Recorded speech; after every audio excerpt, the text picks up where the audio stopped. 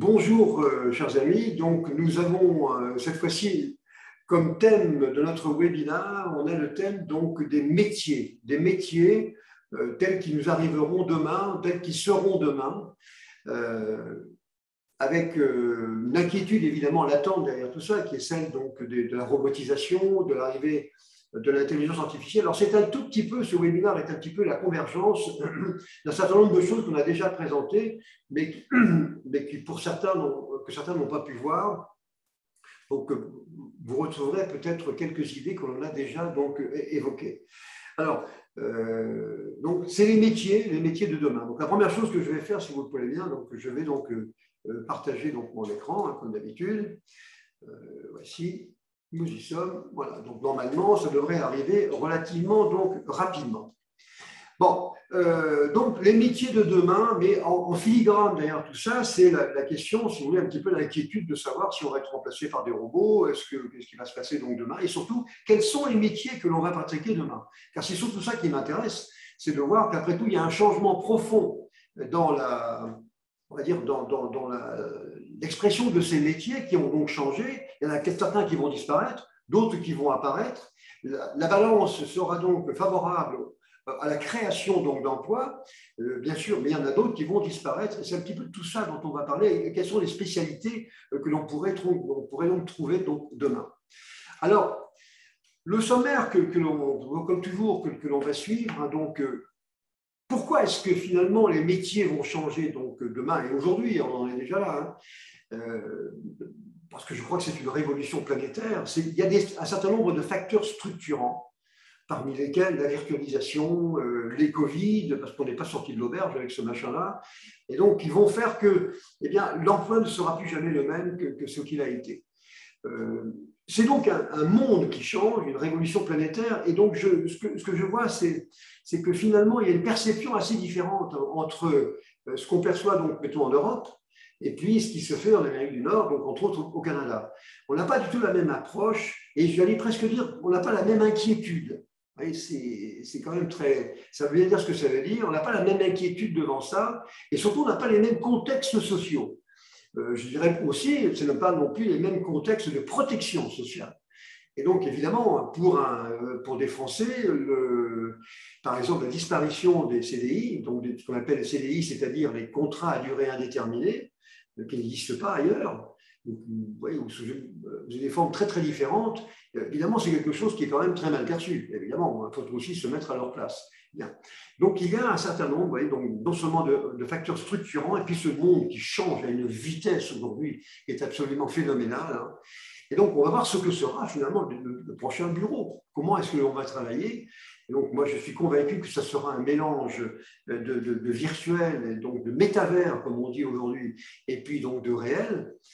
Quelles sont les mutations qui sont liées au télétravail? Alors, on vient de vivre un épisode qui n'est pas fini, hein, qui est celui de la Covid-19, mais qui a changé profondément les choses et qui surtout, si vous voulez, a mis donc les individus, les personnes devant la réalité de ce qui va se passer demain. En fait, la Covid en quelque sorte, a permis d'anticiper sur ce qui va être finalement non pas une situation sanitaire normale, c'est pas ça, mais une situation professionnelle et de comportement normal demain. Et le Covid a permis simplement d'anticiper. Alors, ce n'est pas tout à fait vrai pour le Canada, puisque le Canada est plus proche de ces méthodes depuis longtemps pour des raisons qui sont liées, par exemple, aux conditions climatiques, mais en Europe, c'est vraiment un séisme. Hein.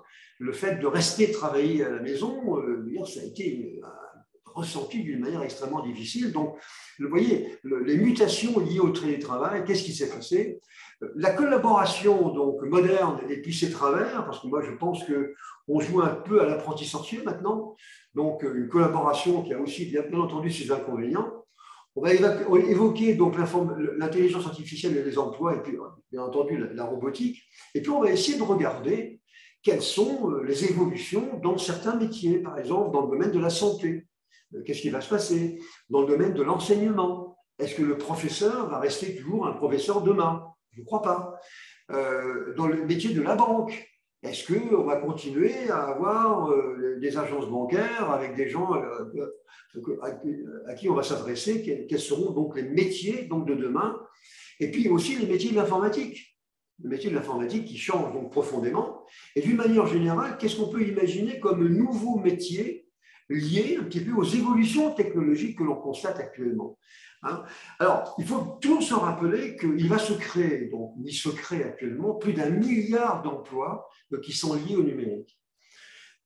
Avec au passage, je pense quand même 1 ou 2 générations de personnes qui vont être, non pas sacrifiées, mais en tout cas qui vont avoir quand même quelques soucis, hein. Donc, 1 milliard d'emplois, on ne va pas bien sûr les compter individuellement, hein, mais c'est quand même une révolution dont on ne peut pas trouver aucun équivalent dans l'histoire depuis, vous voyez, j'ai représenté ici donc les chaînes de montage chez Ford, par exemple, ou d'autres constructeurs de voitures, mais la révolution qui se produit en ce moment, elle est du même niveau. C'est quelque chose d'absolument fondamental et qui est bien souvent assez mal vécu par les individus, ce qui peut donc encore une fois se comprendre. Alors, quels sont ces fameux facteurs structurants donc, qui vont nous permettre d'avancer, hein? Alors, d'abord, critère numéro 1, je pense que le travail ne sera pas ou n'est pas dans ce qu'on appelle les mégalopoles. J'avais déjà eu l'occasion de le dire, ça. L'ONU et les organismes spécialisés disent que dans les années 2050, la grande majorité des travailleurs seront dans des grandes structures, des grandes villes. Je ne suis pas d'accord avec ça du tout, et je l'ai dit souvent. Je pense que ce n'est pas vrai, parce que ce n'est pas parce qu'on va aller s'entasser quelque part qu'on devra travailler quelque part. C'est quand même 2 choses différentes. Moi, je pense que les moyens de communication extraordinaires qui se développent actuellement feront qu'on ira travailler là où il y aura des moyens de communication. Bon. Et donc, il n'y a pas de raison d'aller s'entasser dans des villes comme Mexico avec 25 millions de personnes ou avec. Vous voyez, on n'est quand même pas fait pour jouer les sardines quand même. Donc, on peut aussi trouver d'autres conditions d'usage et de fonctionnement dans notre monde professionnel. Alors ça sera une première chose. Donc, on ira bosser, travailler là où il y aura des moyens de communication. C'est vrai que les facteurs structurants, c'est aussi l'intelligence artificielle et la robotique, hein, incontestablement. Alors, aujourd'hui, on voit quand même qu'on commence à non pas remplacer les individus par des algorithmes, mais on remplace des fonctions par des algorithmes, ce qui n'est pas pareil. On remplace des fonctions. Mais si vous mettez bout à bout un certain nombre de fonctions, évidemment, vous pouvez aboutir au remplacement d'une personne, qui sera donc amenée à faire autre chose. Simplement, je pense qu'il ne faut quand même pas être trop pessimiste là-dessus, parce que on a eu l'occasion souvent de le dire, l'intelligence artificielle n'est pas arrivée à un niveau de maturité suffisant pour être convaincu qu'il pourrait nous remplacer avec les mêmes capacités que nous. Bon, j'ai souvent expliqué qu'à mon sens, on va dire que l'IA, c'est plus un moyen, on va dire, de simulation de nos comportements plutôt que, on va dire, un remplacement de nos capacités cognitives. La capacité cognitive, c'est la capacité de raisonnement et de réflexion. Et ça, l'intelligence artificielle, ce n'est pas encore demain où on pourra le faire. Quel que soit le côté spectaculaire, on va dire, des applications que l'on peut avoir aujourd'hui avec cette intelligence artificielle. Mais elle va contribuer, incontestablement, qui va donc contribuer à ce changement profond donc, du paysage donc, des emplois. Par ailleurs, c'est les outils de collaboration. Outils de collaboration et de coopération qui ont déjà changé les choses. Les outils tels que Office 365, les outils chez Google, on partage finalement des documents, on se parle, on s'envoie des messages. Vous voyez, c'est quand même déjà quelque chose qui est assez nouveau, hein, et donc, mais qui est déjà entré dans les mœurs. On va avoir aussi un autre facteur structurant dans les métiers, c'est l'arrivée des assistants en tout genre. Ces assistants, alors ce n'est pas nécessairement Cortana, hein, mais des assistants peut-être habillés sous forme de robots, pourquoi pas, mais ça peut être autre chose. Hein. C'est-à-dire qu'on va avoir des assistants pour tout, pour nous servir, ce qu'on appelait autrefois un assistant ou une assistante, pour faire des tâches que l'on ne fait plus, soit parce qu'on n'a pas envie de les faire, soit parce qu'on ne sait plus les faire. Donc, on aura des assistants qui progressivement vont récupérer donc, ce savoir-faire qui va disparaître de chez nous. Vous direz, pour une grande partie d'entre eux, de ces savoir-faire, après tout, ce n'est pas négatif hein, de les abandonner. Mais on aura donc des assistants qui vont nous remplir la vie. On aura des assistants sur nos téléphones, sur nos machines, sur le bureau, sur la table de la télévision. Enfin, on aura des assistants absolument partout. Il faudra quand même veiller tout de même à ne pas se transformer en zombie, incapable de faire quoi que ce soit. Donc, c'est vrai, l'assistant en tout genre. C'est la virtualisation des comportements. Ça, c'est quelque chose qui est quand même absolument hallucinant.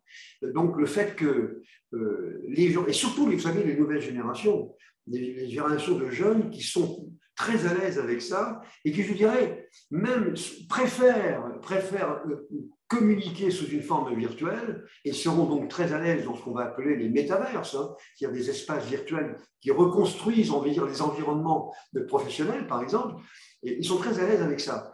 Mais il y a un côté quand même très dangereux là-dedans. Cette virtualisation fait qu'on perd un peu les pédales, on perd un peu le contact avec la réalité des choses. Virtualiser, c'est bien, mais quand même, jusqu'où allons-nous aller? Et donc, mais ça fait partie, ce sont des facteurs donc structurants donc, qui vont contribuer à cette migration fantastique donc, sur les métiers. C'est la mondialisation. Alors ça, c'est quelque chose que ne veulent pas comprendre certains pays européens, mais maintenant, avec par exemple la capacité de faire de la traduction en automatique, on va travailler avec tout le monde, quel que soit l'endroit où se trouve ce monde. Ça va être comme ça.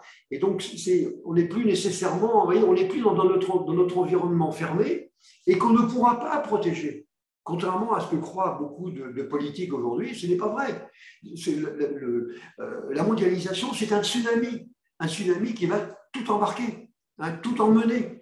Et vouloir s'y opposer, c'est pas bien, moi je vous empêche de passer, certainement pas. Le tsunami, il va passer quand même. Et cette mondialisation, elle va s'accentuer, c'est une obligation, une certitude, avec entre autres justement la capacité de s'exprimer dans une langue et d'être traduit en automatique dans une autre langue. Donc je vais pouvoir travailler avec quelqu'un qui sera à Varsovie, un autre qui sera à Sherbrooke et un quatrième qui sera donc encore ailleurs.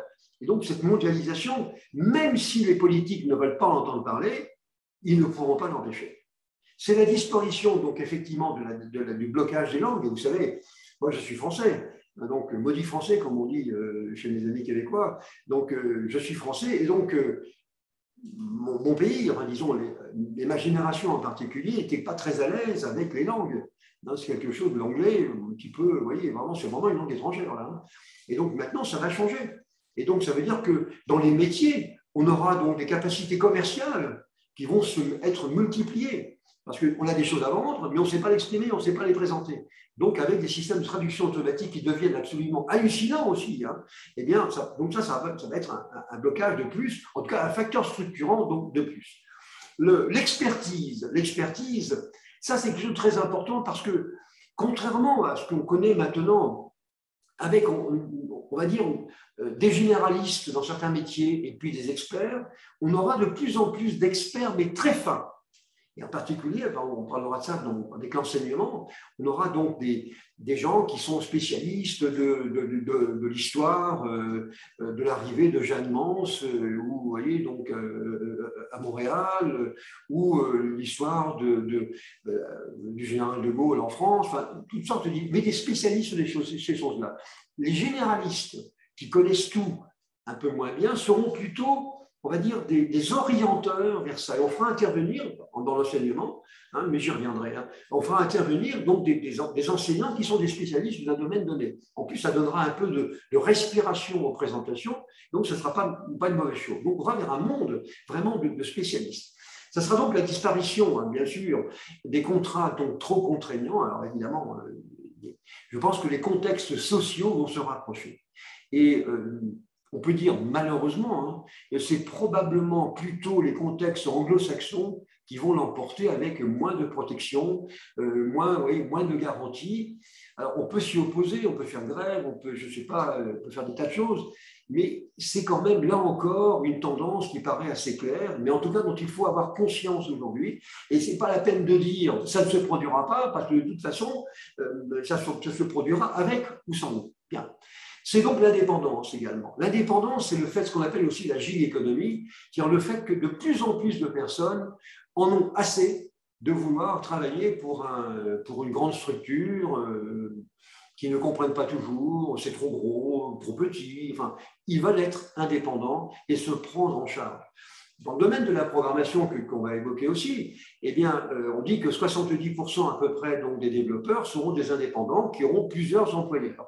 Alors évidemment, ça va augmenter le stress, ça va augmenter donc la fatigue, mais ça, c'est leur affaire, c'est eux qui font le choix. Et donc, c'est une évidence. Garder donc des développeurs, d'autant plus que les développeurs, je le dis souvent, ce n'est pas une science, c'est une technique, et on gardera peut-être des développeurs script ou des développeurs HTML ou des développeurs JavaScript, mais peut-être pas et probablement pas des développeurs Java, objets, fonctionnels et des langages comme ça. Donc, ça sera l'arrivée donc, de l'indépendance dans les métiers à travers donc, la gig économie. C'est aussi l'intoxication numérique. C'est-à-dire que le fait de travailler donc, avec, dans des nouveaux cadres, nous allons être les esclaves d'infrastructures numériques qui ont des conséquences, en dehors de la virtualisation, des conséquences extrêmement négatives. Et donc, moi, je crois qu'il y aura une nouvelle médecine du travail qui sera la médecine numérique. C'est-à-dire comment faire pour permettre aux gens d'être un petit peu plus normaux, mieux dans leur peau, parce qu'ils utiliseront des moyens numériques, vous voyez, comme à distance, comme maintenant. Il va y avoir une nouvelle médecine, mais spécialement dédiée à ça. Hein, vous voyez. Et il y aura également un constat que l'on devra faire, c'est celui qui va contribuer, encore une fois, donc, à l'évolution des métiers sur le futur, c'est le vieillissement de la population. C'est-à-dire que la population vieillit, hein, d'ailleurs on fait tout pour ça, hein, les gens vont partir de plus en plus tard en retraite, et ça aura des conséquences. Ça aura des conséquences parce qu'on aura toute une frange de personnes qui ont, on va dire, entre 60 ans et puis 80 ans, qui vont continuer à travailler, mais qui n'auront peut-être pas de travail. Vous voyez, on ne les met pas dehors, mais ils n'auront pas de travail à effectuer. Donc, cette notion de vieillissement de la population, elle n'est pas neutre. Elle aussi, elle va avoir donc, des conséquences sur l'évolution de nos métiers. Alors d'abord, la course folle au virtuel, hein, j'ai eu l'occasion déjà d'en parler. Hein. Alors, je vois par exemple plusieurs aspects par exemple, là-dedans. Alors, ce sont des outils numériques que l'on va utiliser dans nos nouveaux métiers. Alors, on aura un Web 4 qui va être une convergence de toutes les technologies, donc numériques aujourd'hui, avec tout sera virtuel. Les métavers, j'ai eu l'occasion déjà d'en parler, les métavers, ce sont des espaces virtuels qui reconstituent à l'identique, mais en virtuel, les conditions réelles des bâtiments, des bureaux. Donc, ça commence à se faire hein, de plus en plus. Donc, on a des salles de réunion, c'est la même chose qu'au bureau, sauf que c'est du virtuel. Bah, c'est différent. Bah, c'est différent, c'est du virtuel. Et les personnes vont passer probablement, quels que soient les métiers d'ailleurs, passeront une partie importante peut-être de leur temps sur les installations réelles et puis une autre partie sur le virtuel. En fait, il n'y a aucune différence entre les deux. C'est simplement qu'on est en virtuel ou en réel, mais finalement, les fonctions seront les mêmes. Les salles de réunion seront les mêmes.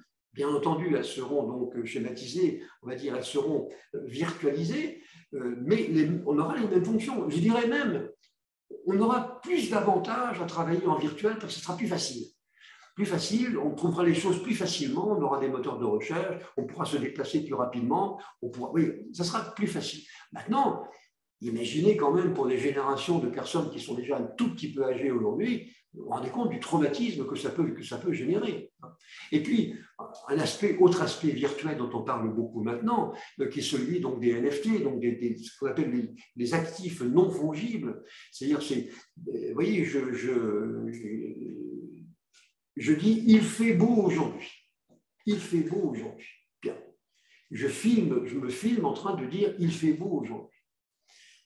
Cette séquence de 3 secondes, il fait beau aujourd'hui, je la numérise et je la signe numériquement. C'est-à-dire que je vais calculer son empreinte, et je vais, ce qu'on appelle un hash, hein, et je vais donc la signer, et j'ai chiffré ce hash avec ma clé privée. Et je constitue comme ça ce qu'on appelle un actif donc non fongible. Pourquoi? Parce qu'il ne peut pas se reproduire. On ne peut pas le reproduire, il y a un cas. Il fait beau aujourd'hui. Eh bien ça, voyez-vous, je veux le vendre 50 millions de dollars.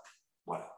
Et bien c'est ce qui se passe maintenant, figurez-vous. Hein, j'ai eu l'occasion, donc effectivement, là aussi d'en parler. Donc on est dans un monde aujourd'hui, quand même, assez incroyable. Hein. On va marche forcée vers un monde de plus en plus virtuel, mais je ne suis pas certain qu'on n'est pas en train de faire n'importe quoi. Regardez, des générations sacrifiées, hein, et qui ne sont pas d'ailleurs nécessairement inactives, hein, ou qui se désintéressent des activités du TI. Mais vous ne pouvez pas demander à tout le monde, surtout à partir d'un certain âge, on ne peut pas leur demander de se comporter comme un geek qui arrive au bureau et qui a 22 ans. Vous ne pouvez pas lui demander cette chose-là. Donc je crois que d'un point de vue du travail et des emplois, il va y avoir une casse qui va être terrible sur on va dire, sur une ou deux générations. Il ne faut pas l'ignorer. Vous savez, aujourd'hui, il y a des gens qui ne savent pas se servir d'un téléphone, d'un smartphone. Ils en sont restés encore au bon vieux téléphone. Et donc, voilà, il faut quand même savoir qu'ils existent. Hein. Moi, je pense que la protection de l'être humain contre les dérives virtuelles ressemble un petit peu à celui du combat pour la préservation donc, de la planète. Je pense qu'aujourd'hui, de la même manière que l'on dit que la planète est en danger, moi, je pense que l'être humain est en danger. Parce qu'on l'emmène à marche forcée vers des comportements et des situations pour lesquelles il n'a pas été imaginé. Alors bien sûr, il va pouvoir s'adapter, parce que c'est vrai, il a une capacité d'adaptation qui est absolument extraordinaire, mais je trouve que quand même, ça va provoquer donc des dégâts. Et j'anticipe dans le futur sur des suicides beaucoup plus importants, sur un mal-être qui va être très répandu, et d'ailleurs pas uniquement d'ailleurs sur les générations un petit peu anciennes, mais également sur les nouveaux arrivants qui peut-être ne sont pas à l'aise avec ce genre de choses. Hein. Bon, donc je vous ai dit, il va y avoir une nouvelle médecine, c'est certain. Donc il va s'occuper des métiers nouveaux avec des gens qui sont mal dans leur peau. Et en plus, moi, il me semble que de manière générale, cette course, on va dire au numérique, n'est pas forcément justifiée. C'est-à-dire que le numérique n'est pas un garant, un synonyme en tout cas d'efficacité. Je ne pense pas. Donc les désillusions aujourd'hui sont relativement importantes, hein, vous voyez. Et donc il ne faut pas se faire d'illusions, et on le voit bien d'ailleurs avec les prévisions délirantes qui sont faites sur l'intelligence artificielle. Je ne suis pas certain que l'on soit véritablement, enfin tout ça en tout cas, cette virtualisation, elle n'est pas sans risque, hein, la course virtuelle, la course folle vers le virtuel. Alors, les métavers, c'est donc ça, vous voyez, je vous avais déjà présenté ça, donc les métavers, donc suite logique du télétravail. On a télétravaillé à la maison ou dans des coworking, hein, donc des endroits où on partage des espaces de travail, mais l'évolution normale du télétravail, du travail à la maison, eh bien, c'est justement les métaverses, c'est-à-dire des environnements reconstitués donc de l'environnement professionnel. Et bon, il y en a quand même qui sont assez fantastiques, qui sont très bien faits. Regardez, Facebook est en train d'y aller, puis il y en a d'autres, hein, d'autres grandes compagnies qui sont en train de le faire. Alors, le bureau physique existera toujours, mais ça ne sera plus le même. Ça ne sera plus d'abord une enclave personnelle qu'on essaye de personnaliser en mettant des photos, des choses, vous voyez, il existera toujours, mais plus tout à fait sous la même forme. Hein. Aujourd'hui, la question qu'on se pose justement au sujet de ces métavers, c'est de dire, mais pourquoi on va au bureau, hein, on avait déjà évoqué cette question-là. Pourquoi on va au bureau, entre nous? Faire 1h30 de transport le matin, casser comme des sardines dans le métro, et recommencer le soir et arriver crever à la maison, ce n'est pas non plus le nirvana auquel j'ai aspiré quand je faisais mes études.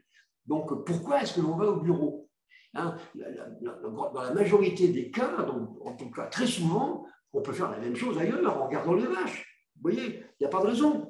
Donc, bien sûr, ça peut arriver qu'on doive aller au bureau, ne serait-ce que pour rencontrer nos équivalents, des gens avec qui on doit discuter, parce que la communication orale entre personnes est quand même quelque chose de plus productif par rapport donc, à une communication virtuelle. On ne peut pas dire le contraire. Hein. Ça, ce n'est pas vrai. Hein. Donc, alors, les avantages donc, de ces métavers, hein, en plus, on peut travailler simultanément dans plusieurs endroits différents. Hein, on parle de gig économie, plusieurs employeurs, donc endroits différents. On aura plus de flexibilité, un besoin on est libre, si vous voulez, de s'organiser entre le fait que je reste ici ou je vais au bureau. Et ça, c'est un besoin qui a été demandé, qui a été exposé en tout cas beaucoup par les usagers. L'identification, elle est plus simple. On va pouvoir la faire avec nos smartphones, avec nos courriels. Voilà, c'est plus facile à faire, hein, parce que les systèmes d'authentification sont quand même très, très numériques aujourd'hui. C'est la réduction donc drastique du côté des coûts d'infrastructure. C'est vrai qu'aujourd'hui, avec des métavers, on n'aura plus besoin d'avoir les mêmes infrastructures physiques. Quand on voit qu'il y a des bureaux entiers éclairés la nuit, pourquoi on n'en sait rien, avec des machines qui sont allumées mais qui ne servent à rien, si ce n'est que de servir de cible pour les criminels. Voilà. Et donc, on pourra l'éviter. Donc, c'est vrai que, ne serait-ce que d'un point de vue financier, on peut très bien se dire, voilà quelque chose qui n'est pas cohérent. Pourquoi aller au bureau? Donc, on s'organisera. Je ne dis pas qu'on restera tout le temps chez soi, ou alors qu'on ira uniquement dans les métavers, mais par contre, on va s'organiser. On aura donc un meilleur support, je pense, dans ce cadre-là, une plus grande souplesse donc en termes d'extension et donc de délocalisation. On aura un accès sans restriction aux ressources Internet et à toutes les compétences et finalement à toutes les ressources que l'on a de l'entreprise à travers donc un espace virtuel. Et on pourrait, nous dit-on, une meilleure santé parce qu'on ne perd pas son temps dans le métro et moins de stress. Alors ça, je ne suis pas convaincu du tout. Au contraire. Je voyais hier encore une personne à la télévision qui se disait fébrile. Alors elle passe, c'est vrai, 10 heures par jour sur du numérique, plus elle fait donc des jeux vidéo pour chapeauter le tout. Et après ça, elle s'étonne qu'elle ait un petit peu quelques soucis. C'est quand même très inquiétant. Hein. Moi, je ne suis pas certain. Au contraire, le fait de multiplier donc, les employeurs, multiplier les contrats, multiplier finalement les contraintes, eh bien, ça va entraîner au contraire plus de stress, plus de difficultés, et puis des gens qui vont peut-être, à un moment donné, vont craquer, tout simplement. D'où cette notion donc, de nouvelles, on va dire, de nouvelles médecines dont on a besoin. Alors, c'est vrai que le monde change. On pourrait donc rappeler un petit peu les grandes caractéristiques de tout ça. Hein. Des expériences récentes donc, ont montré que la communication virtuelle n'est pas idéale, elle peut être perçue comme un complément, mais pas comme une obligation. La vidéo personnelle ou en mode vidéoconférence, elle fait désormais partie du paysage de la collaboration en entreprise, et même les plus récents donc s'y sont mis maintenant. La preuve, c'est ce que nous faisons maintenant. Les hologrammes ont été présentés à tort comme un nouveau moyen, donc un nouveau vecteur de communication, mais je pense qu'on reste très loin du compte. Hein. L'hologramme, ce n'est qu'une vague copie de type. C'est une technologie qui est relativement simple, on ne voit pas ce que ça nous apporte, même si on peut faire des choses assez étonnantes, par exemple avec HoloLens. Le concept du bureau, donc c'est vrai qu'il a fortement évolué. Aujourd'hui, c'est un puzzle donc, de ressources et un mètre carré donc, au bord de la plage, au titre que l'on peut travailler au bord de la plage plutôt qu'aller au bureau. On peut penser que regarder les vaches ou aller mettre les pieds dans la mer, c'est peut-être plus agréable si j'ai une connexion. Encore une fois, c'est toujours pareil. Hein. Il faut que je puisse travailler sur des espaces virtuels. La traduction temps réel, on en a parlé. De plus en plus d'usagers font confiance donc, au cloud pour héberger donc, leurs ressources de communication, c'est vrai. Les moyens modernes de communication, c'est vrai, transforment nos habitudes de travail. On a peut-être tendance un petit peu à nous transformer en des personnages un peu bizarres.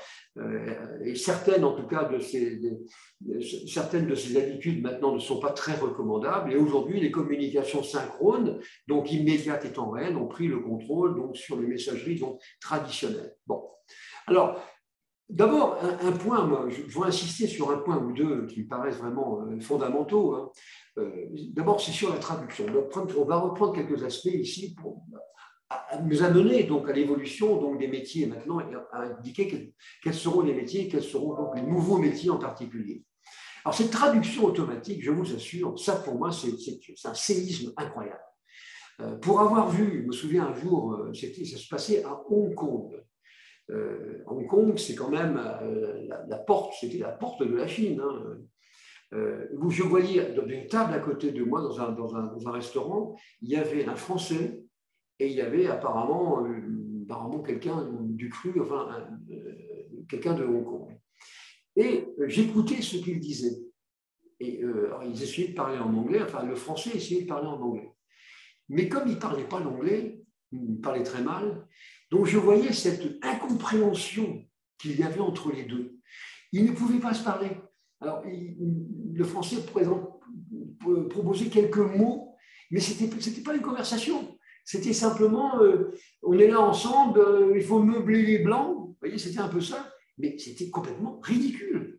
Ridicule. Et qu'est-ce qui était ridicule? C'était ce Français qui aurait peut-être dû savoir que s'il allait à Hong Kong, eh bien, il allait devoir parler anglais, aussi, à moins qu'il parle le chinois. Vous voyez? Donc, moi, ça m'a toujours frappé, ça. Je me suis dit, quand même, il y a un truc qui ne va pas, là. Et c'est vrai qu'avec la traduction en temps réel et avec un téléphone, eh bien, ou voir une oreillette quelque part, dans les oreilles, eh bien, on pourrait avoir la traduction automatique de ce qui se fait. Donc, ça va faciliter, bien sûr, la communication entre les individus, et c'est une révolution qui est totale, qui est, à mon avis, qui n'est pas suffisamment perçue. Aujourd'hui, on a des dizaines de langues. Je peux discuter avec un léger décalage, avec quelqu'un qui me parle le mandarin chinois, donc, vous voyez, et voilà, et ça se fait. Alors, bien sûr, ce n'est pas très naturel, on est bien d'accord, il y a encore un côté un petit peu artificiel là-dedans, mais quand même, c'est faisable. Et dans des métiers, on va dire, des métiers commerciaux ou de connexion, ou de services techniques pas, eh bien, ça peut être extrêmement intéressant. Et ça vous ouvre, à ce moment-là, du point de vue des métiers, des horizons qui sont extraordinaires.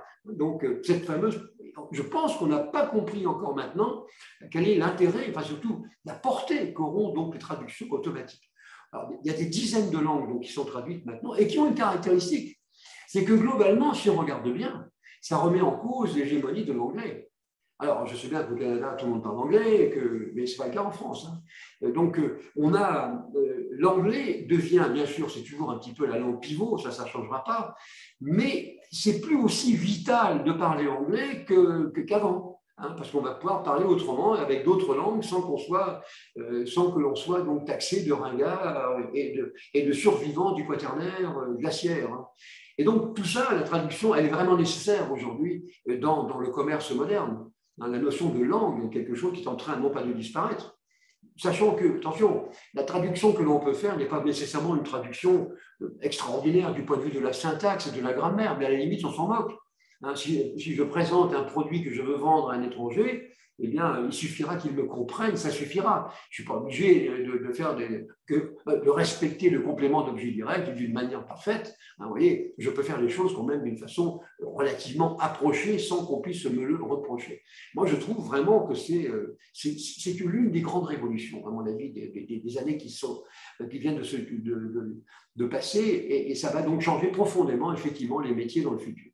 Alors, la collaboration, donc on a dit que c'était l'un des éléments structurants, évidemment, donc, puisqu'on revient sur certains aspects donc, maintenant, qui amènent donc, les nouveaux métiers. La collaboration, les mauvais côtés, on va dire, de la collaboration, c'est l'immédiateté ou l'instantanéité des choses. Tout doit être fait très vite maintenant, sans recul, et le temps réel prend donc le pas sur la réflexion. C'est le stress, on l'a dit plusieurs fois, donc les systèmes modernes de coopération donc, entraînent également et multiplient donc, le stress des employés, alors qu'au contraire, ça devrait contribuer à un meilleur équilibre, mais c'est l'inverse qui se produit. C'est l'alibi de l'hyperactivité, c'est-à-dire souvent une attitude d'hyperactivité. Vous voyez, donc il faut d'ailleurs chercher les raisons ailleurs que dans l'entreprise. Cette hyperactivité, c'est un alibi. Je suis très actif parce que j'ai pris 6 fois l'avion cette semaine, mais est-ce que c'était vraiment utile de prendre 6 fois l'avion? Bon. On ne pourra plus se cacher, là on pense aux employés qui n'ont rien à faire, il y en a beaucoup, on l'a dit, donc les moyens de communication vont mettre en évidence ces personnes-là qui en fait n'existent pas dans l'entreprise. C'est difficile à entendre, mais c'est comme ça. La recherche de performance également, donc un petit peu, on va dire, une conséquence donc, de la collaboration qui devient une seconde nature. C'est l'empilement des tâches qui s'opposent, on va dire, à la planification. Là, il faut empiler les tâches et finalement, tout doit être fait très vite et sans recul. C'est l'accessibilité permanente, ne doit pas se traduire non plus par une obligation de connexion. Mais alors là où ça devient inquiétant, c'est que par exemple, on vient de sortir une statistique qui dit que 90% des Américains, commerciaux américains, pour être plus précis, consultent leur téléphone une fois toutes les 2 minutes. 73% des Américains commerciaux dorment avec leur téléphone. Bon, enfin, à côté de leur téléphone. Ça commence à devenir complètement fou. Hein. Moi, je ne suis pas certain que ce soit la meilleure des choses à faire. Hein. Bon. Et puis, c'est l'urgence permanente, hein. C'est également la perte de savoir-faire. Et puis, au fond, la collaboration et les outils de collaboration, donc virtuels, vous amènent donc une surcharge d'informations qui ne sont pas nécessairement utiles. Donc, vous voyez, une collaboration qui, à mon avis, n'a pas que du bon. Alors, les mutations profondes liées au télétravail, on les a déjà donc évoquées. Je pense qu'effectivement, la pandémie, donc Covid-19, a bouleversé tout ça. Pour les métiers qui s'y prêtent, le télétravail est devenu incontournable, mais il n'est pas sans inconvénients. D'abord, il faut avoir un espace protégé ou adopter donc un coworking. On ne reconstitue pas l'espace professionnel, on l'adapte. Tout le monde n'est pas à l'aise avec cette liberté, même pas. Il y a des gens qui ont besoin d'être chapeautés. Le télétravail met en évidence des faux emplois, on l'a dit. Ce ne sont pas non plus des vacances supplémentaires. Ce n'est pas parce qu'on reste avec son toutou et qu'on a la télévision qui est à côté, on n'est pas en vacances pour autant.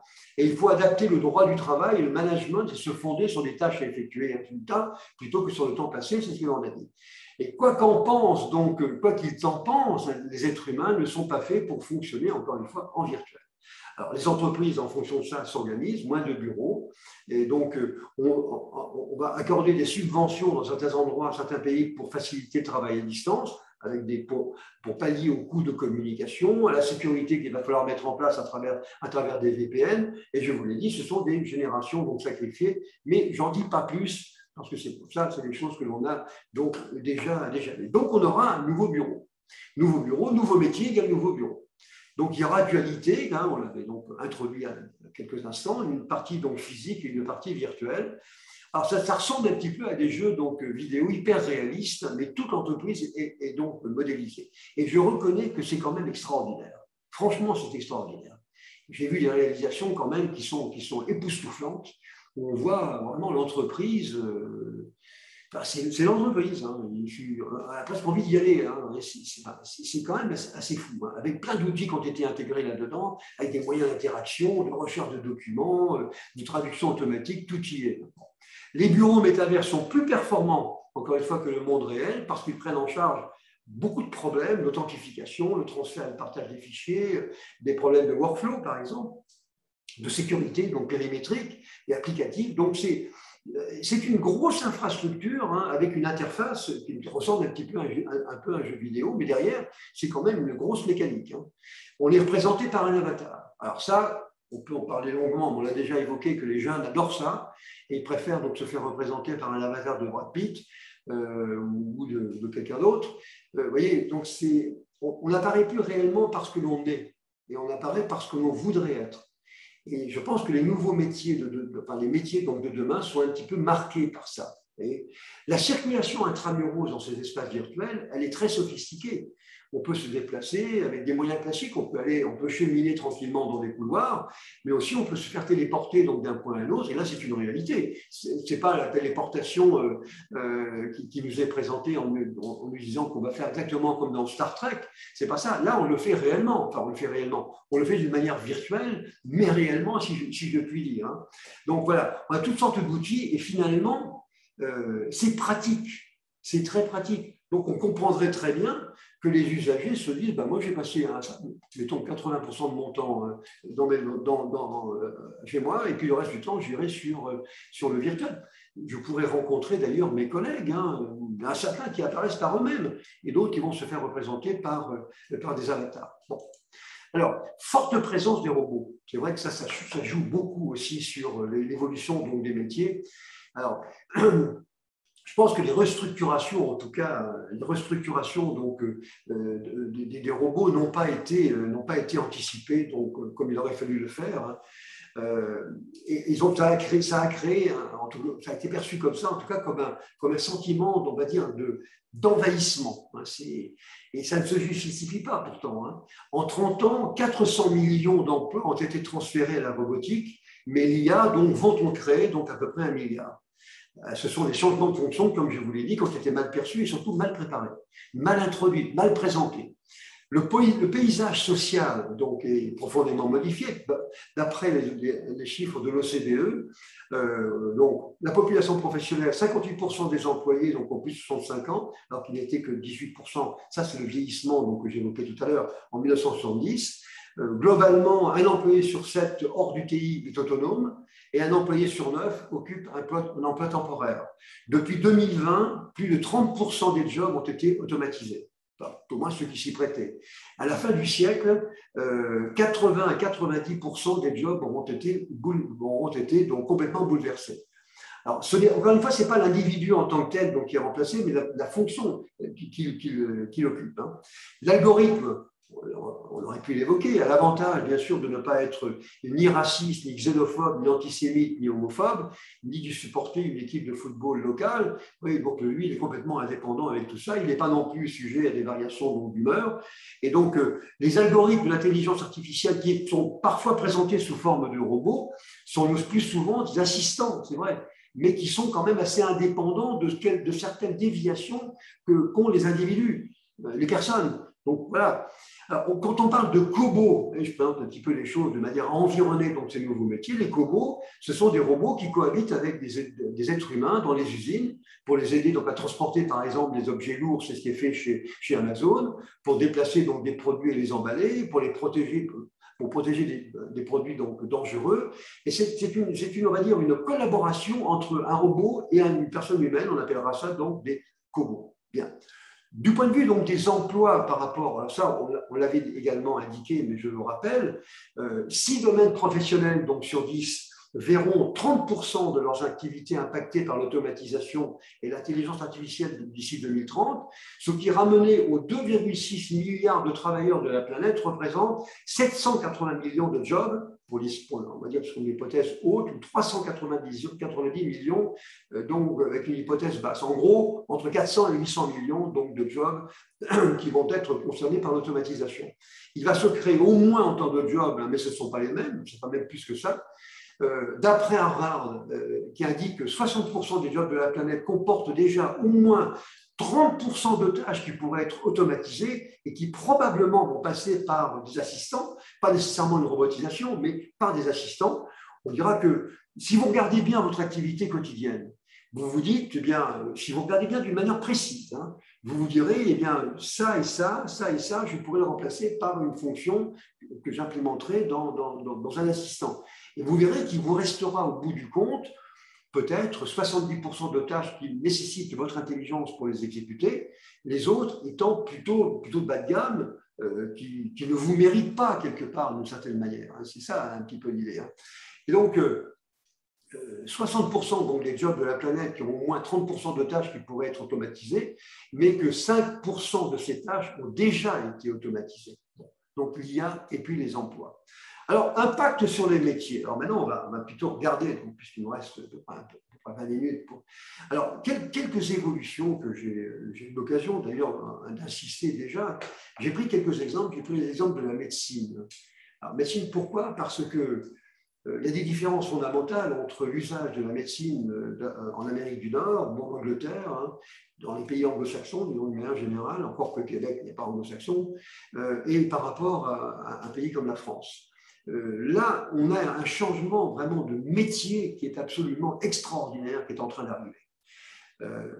Alors, c'est vrai déjà pour la chirurgie depuis pas mal de temps, on l'a dit, hein, puisque maintenant on remplace certains chirurgiens par des robots qui, au moins, l'avantage, c'est qu'ils ne sont pas sensibles au whisky qu'ils ont pris la veille. Bon. Et puis en plus, si vous voulez, il n'y a pas beaucoup de pays qui ont construit donc, une organisation de santé égalitaire et qui ne soit pas fondée sur l'argent. Ça, à mon avis, c'est l'une des grandes richesses, on va dire, de la France, d'avoir installé donc un système donc, de santé médicale, d'abord très performant, avec de remarquables praticiens, pas gratuits, mais quand même presque gratuits. Et donc, c'est quand même un modèle. Ça aurait été bien de pouvoir le répandre. Malheureusement, je pense que ça va être plutôt un petit peu l'inverse. C'est une situation qui, à mon sens, ne pourra pas durer. Le coût d'une médecine libérale, ce qu'on appelle la médecine libérale, c'est-à-dire le médecin qui va venir vous voir chez vous ou vous allez le voir dans le cabinet donc médical, et le coût est quand même très élevé. Et celui donc des installations performantes est encore plus. Aujourd'hui, on est un petit peu donc, aux limites, on est à l'asymptote. Hein. Et on ne pourra pas garantir à tout le monde des soins de grande qualité sans que les prix explosent. Donc ça, ce sont des contraintes aujourd'hui, d'où la nécessité de mettre en place des métiers liés à la santé qui seront très différents. Et on les voit par exemple à 3 niveaux.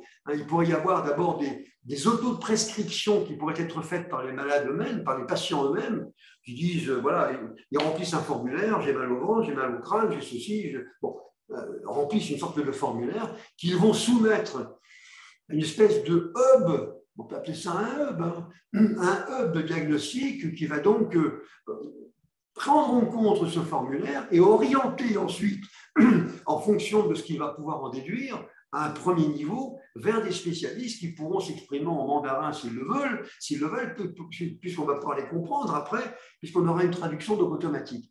Et puis on aura donc des spécialistes, hein, des experts de 2.0, 3.0, qui vont pouvoir finaliser donc les diagnostics et qui pourront valider donc une thérapie. C'est donc un changement total. Alors, pour un pays comme la France, je peux vous assurer que c'est la planète Mars. Hein. C'est un truc qui paraît absolument hallucinant, absolument incompréhensible et surtout impossible. Et pourtant, ça sera comme ça. Avec, donc, bien sûr, ça ne se fera pas tout de suite. Hein. Le tout, ça se fera dans un contexte de télémédecine, hein, une sorte de pratique médicale à distance qui va utiliser les technologies d'aujourd'hui avec des interventions de type téléassistance médicale et intervention d'un expert tel qu'on l'a indiqué ici, des gens des métiers de télésurveillance qui vont interpréter, un peu comme on surveille aujourd'hui donc des installations chez vous avec vos capteurs pour éviter que vous puissiez être cambriolé. Eh bien là, vous allez avoir des gens qui vont surveiller, mais qui sont déjà des gens du métier, des gens du métier numérique qui vont surveiller 200, 300, 500 personnes à distance avec des capteurs qui seront donc sur ces personnes et ils vont donc pouvoir réagir immédiatement. C'est un nouveau métier, télésurveillant des individus. Hein, c'est ça. On aura également de la téléexpertise, donc un médecin pourrait donc appeler d'autres, solliciter en tout cas l'avis d'experts. On aura de la téléconsultation avec des consultations à distance, comme ça, qui sera l'aboutissement donc, du processus que j'évoquais précédemment. Et puis peut-être de la régulation médicale avec des premiers diagnostics pour les urgences. Si vous voulez, les métiers proches, on va dire, des patients sont en train d'exploser, avec l'arrivée du numérique aujourd'hui d'une façon absolument folle. Au Canada, au Québec, on voit très bien aujourd'hui qu'il y a maintenant une médication autonome. On va donc chez Jean Coutu, on va ou ailleurs, et ben, on va trouver donc des médicaments, apparemment, on va choisir celui, pas tous, hein, ils ne sont pas tous comme ça, mais on peut choisir un médicament qui semble correspondre à ce que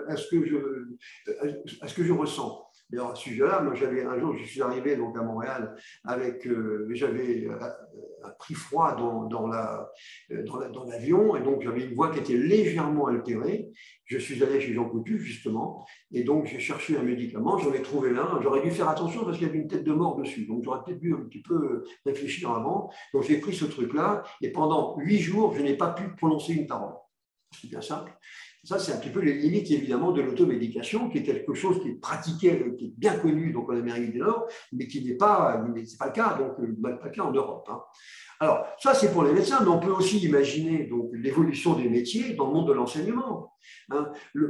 Transformation du rôle de l'enseignant, qui devient une espèce de, à mon avis, une sorte d'expert, en fait, de metteur en scène de médias. Si je vais faire un cours, par exemple, sur l'histoire donc de la création donc la création donc de la province du Québec, bien, je vais pouvoir faire un cours présenter donc on va dire la trame globale de cette histoire. Mais si à un moment donné je dois faire parler, je dois évoquer le cas de Samuel Champlain ou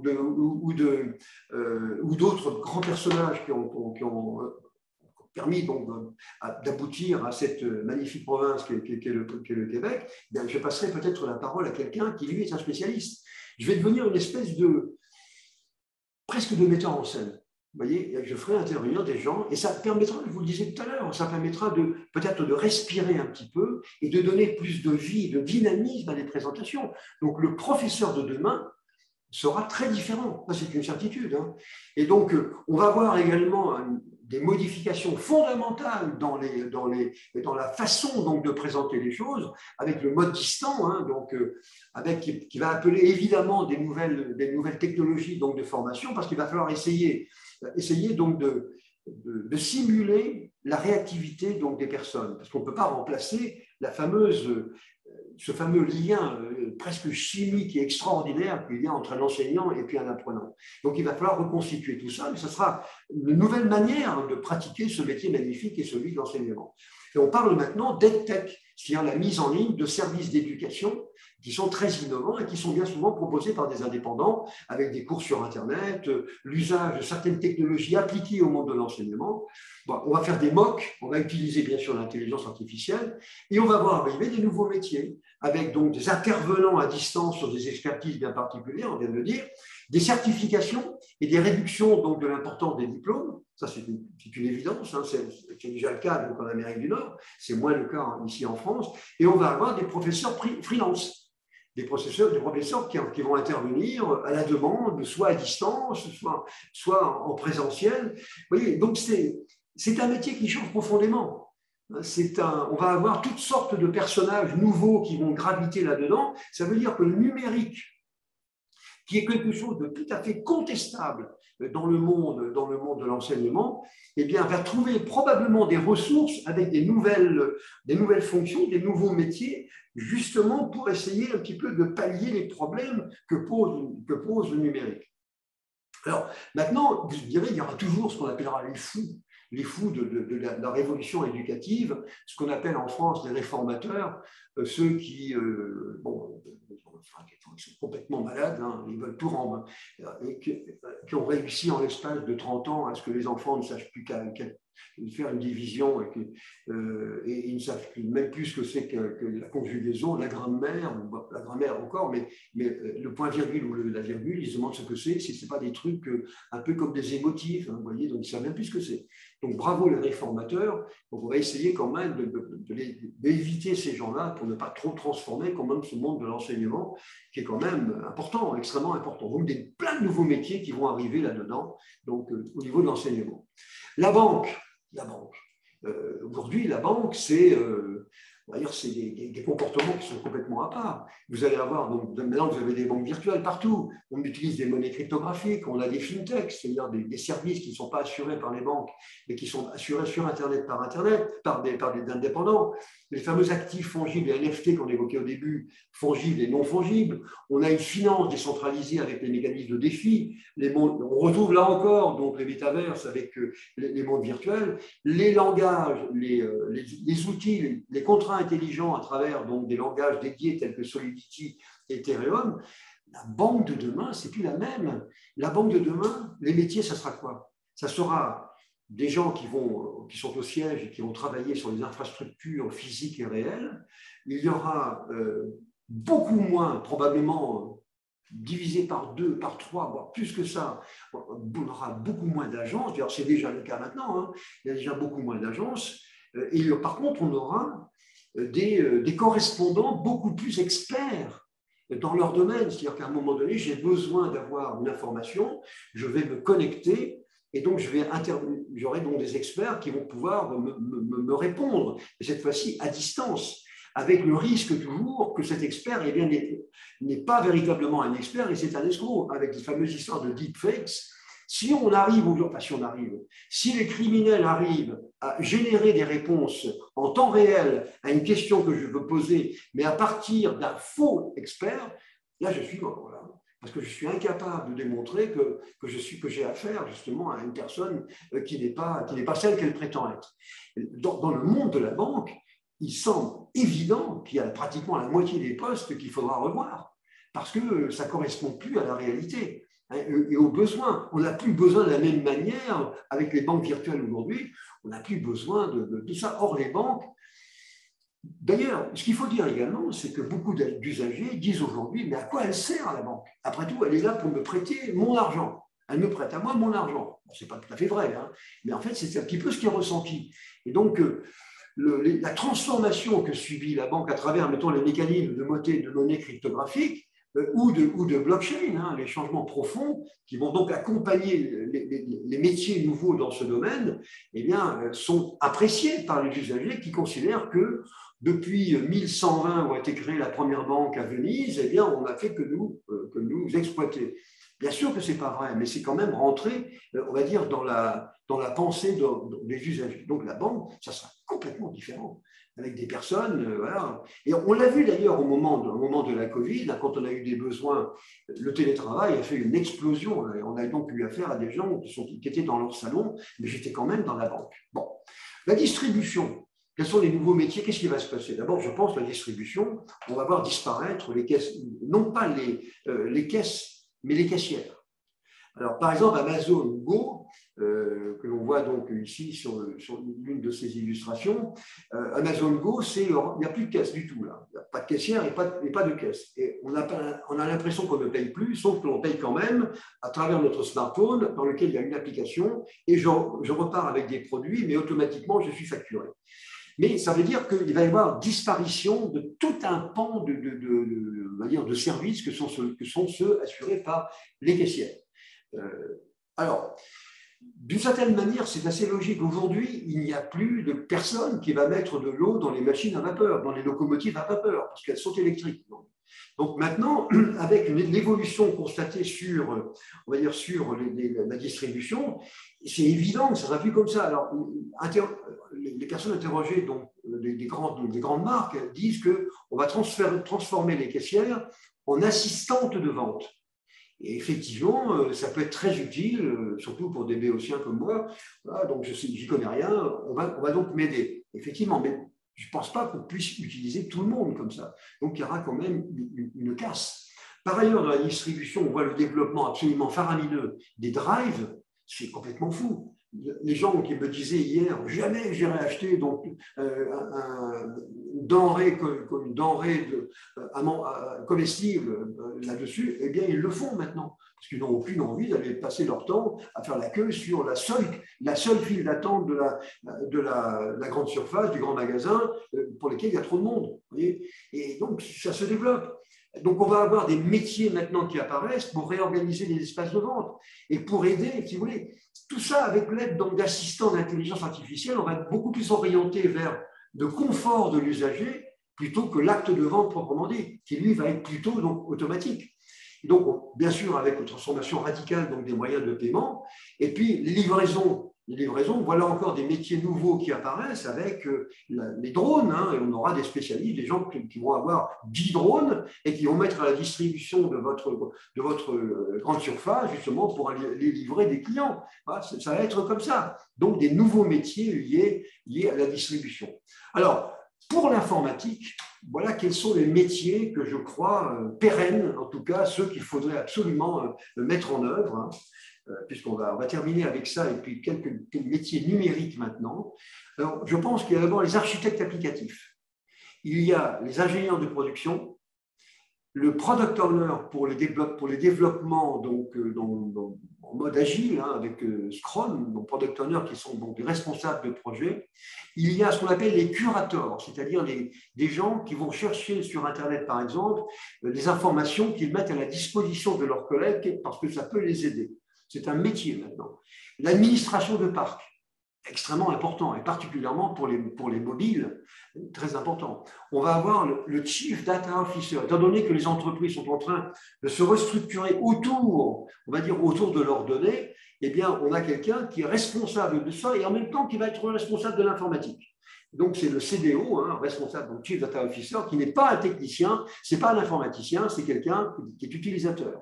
On aura des assistants utilisateurs, des ingénieurs systèmes qui vont faire leur retour en force, hein, le responsable des habilitation donc, et accès, ce qu'on appelle autorisation, habilitation, accès, donc AHA, qu'il faut garder absolument à la maison. On aura donc des développeurs COBOL, parce qu'il va quand même falloir faire quelque chose avec les 350 milliards de lignes de programmation COBOL qui existent encore, donc il va falloir les reprendre. On aura des juristes, parce qu'aujourd'hui, ça devient compliqué, avec RGPD, avec les licences open source, donc il nous faut des juristes. Ça, c'est des métiers d'avenir dans l'informatique. Hein.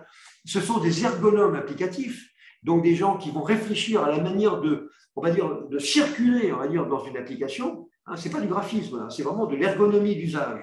Et donc, on aura besoin de ça, mais ce ne sont pas des informaticiens. Hein. Ce sont des gens qui se préoccupent d'ergonomie, ce qui n'est pas pareil.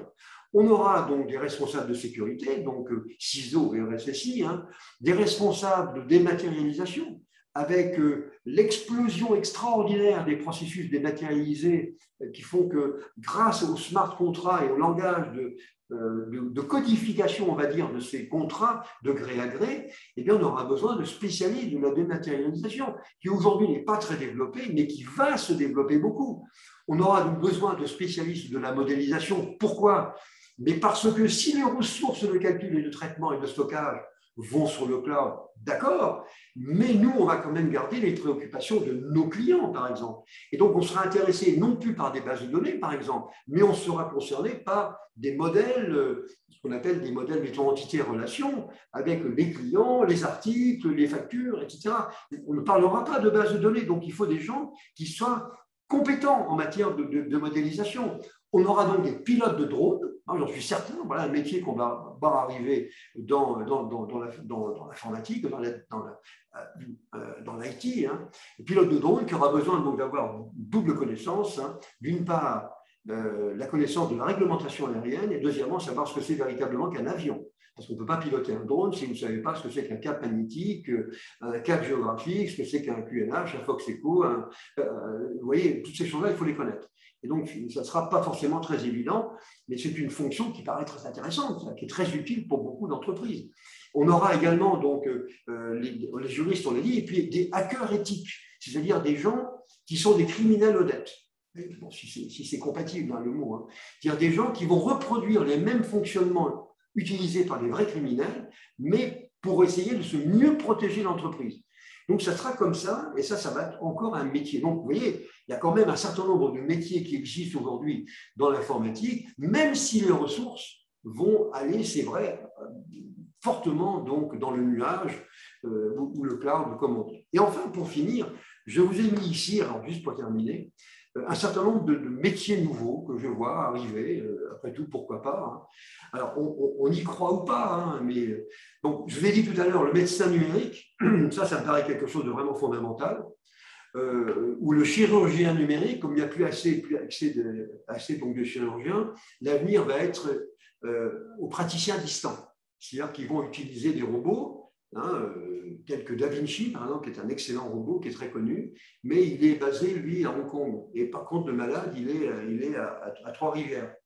Bon, il n'y a aucun problème pour ça, hein, et donc ça se fera très bien. Donc, des chirurgiens spécialisés dans une activité numérique. Hein. On aura des psychologues du numérique. Voilà un nouveau métier également, parce qu'on va voir arriver des nouvelles maladies donc, qui vont apparaître, hein, qui vont être liées essentiellement à l'isolement des individus. Et on aura besoin d'une aide donc, qui sera personnalisée. On aura besoin de thérapeutes en fin de vie. Alors ça, ce n'est pas lié donc, au numérique, mais comme on va vivre de plus en plus longtemps, on va voir augmenter en même temps donc, la dépendance physique et surtout psychologique. Et donc, on aura besoin d'assistants, de thérapeutes spécialisés, problème extrêmement délicat. Et particulièrement pour nos pays occidentaux, hein, dont le Canada ou l'Europe. Et ça, c'est vraiment quelque chose quand même qui est quand même assez inquiétant. On aura également des religieux numériques. Voilà un nouveau métier. Avec des officiants religieux qui seront peut-être moins nombreux. Vous voyez, maintenant, on va dire les officiants réels, ils sont beaucoup moins nombreux. Ils ne peuvent plus fournir. Donc, on va avoir des messes numériques ou des assistants numériques religieux. Ça sera un métier. Des administrateurs de villes intelligentes, tout au moins sur certaines fonctions des villes intelligentes. On aura comme métier un agriculteur numérique. Quelqu'un qui va donc gérer une ou plusieurs fermes totalement numériques. Donc, il a besoin d'avoir quand même des connaissances en termes, on va dire, d'agriculture, mais aussi donc en numérique. Les assistants bancaires, on les a évoqués. Les coachs numériques, de plus en plus. On va être à la fois isolé et donc hyperactif. D'où nécessité d'un coach personnel numérique pour nous surveiller, pour nous encourager, pour nous sermonner. Vous voyez, donc on aura besoin de coachs numériques. On aura des assistants sociaux qui vont beaucoup se développer à cause des modes de travail donc, qui vont changer, et pour nous aider à ne pas devenir fous. Parce que le télétravail et les modes numériques ont quand même cette inquiétude, et je vais terminer juste dans quelques instants, n'ayez crainte, vont nous aider à ne pas devenir complètement malades. Hein. Et d'ailleurs, ça sera ne pas devenir fou, ça sera l'un des sujets de l'un des prochains webinaires. Donc, il va nous falloir des référents sociaux. Ce sera les interlocuteurs des personnes âgées. On pourra faire ça à distance, mais l'isolement des personnes âgées qui va augmenter maintenant induira donc de voir des personnes, ne serait-ce que pour parler, lire, écouter donc, ou conseiller. On va avoir des concepteurs de 3D. Hein, comme 3D, on va, bon, les pilotes de drone, on l'a dit, des développeurs pour la domotique ou pour l'immotique, c'est-à-dire développer donc des systèmes qui vont permettre on va dire, de numériser les environnements d'entreprise ou bien d'une usine, par exemple, ou bien de la maison, et puis des experts de communication machine et de robots. Vous voyez, on a toutes sortes de métiers donc, qui apparaissent maintenant. Ce que je ne comprends pas très bien, d'abord, déjà, il ne faut pas délirer. Il ne faut pas se dire, on va faire n'importe quoi, on va faire des trucs complètement déments, ne serait-ce que pour faire du sensationnel. Non, ce n'est pas la peine de faire du sensationnel. On a aujourd'hui suffisamment de blé à moudre pour déjà un petit peu, vous voyez, poser quelques soucis, poser quelques questions. On se contente simplement de ça. Mais ce qu'il faut faire, il faut absolument que les ressources humaines prennent ça à bras-le-corps. Et donc nous accompagnent en disant voilà comment on évolue. Dans votre cadre bien précis ou dans le mien, eh bien, on va voir comment les métiers vont donc changer. Et donc quels sont ceux qui vont arriver. Et on se prépare. Et on ne forme plus des gens sur des fonctions qui sont inutiles, on le fera pour des fonctions nouvelles éventuellement. On se prépare. Et on n'attend pas que la pluie tombe. Hein. On anticipe, on prend le parapluie avant que la pluie tombe. Donc, voilà, quelques idées que je voulais partager donc avec vous, parce que ça, c'est vraiment quelque chose qui me semble extrêmement, j'allais dire, grave, parce que là, il s'agit vraiment de nous. Hein. Donc, une évolution que je n'ai jamais vu quelque chose d'équivalent. Des métiers complètement différents, 2 générations qui sont abandonnées, c'est quand même très inquiétant. Le numérique n'est pas non plus la panacée, ce n'est pas l'idéal pour tout. Donc, il va falloir s'adapter à ce numérique qui va nous envahir, et donc ça va créer toute une série de nouveaux métiers qui vont être très intéressants. Et c'est ça, justement, le milliard de nouveaux jobs qui vont non pas remplacer, mais qui vont venir en complément des 400 ou 800 millions de jobs qui auront été robotisés. Vous voyez ? Bon, voilà ce que je voulais vous dire sur ce sujet. Donc, la prochaine fois, ça sera le 19 novembre, vous allez voir quelque chose qui va être vraiment passionnant. Ça sera donc, c'est le monde d'Elon Musk. Et donc, on va parler principalement de Starlink. Je pense qu'on n'a pas compris l'importance que représente Starlink. Starlink, c'est un réseau donc, satellitaire à basse altitude qui va tout changer. S'ils arrivent au bout, hein, mais a priori, ils devraient y arriver. Donc, il va tout changer avec peut-être 30 000 satellites à 900 km ou 1000 km d'altitude, et en particulier sur les téléphones. Et donc, c'est une explosion de nos moyens de communication, moyens de fonctionnement qui va être lié à ce fameux Starlink d'Elon Musk. Je crois qu'on n'a pas compris aujourd'hui, on va dire, les répercussions que peut avoir un Starlink, donc satellite à basse altitude, hein, sur l'ensemble de notre activité. Voilà. Écoutez, je vous remercie d'être resté. Je vois que vous êtes beaucoup plus nombreux qu'au début. Hein.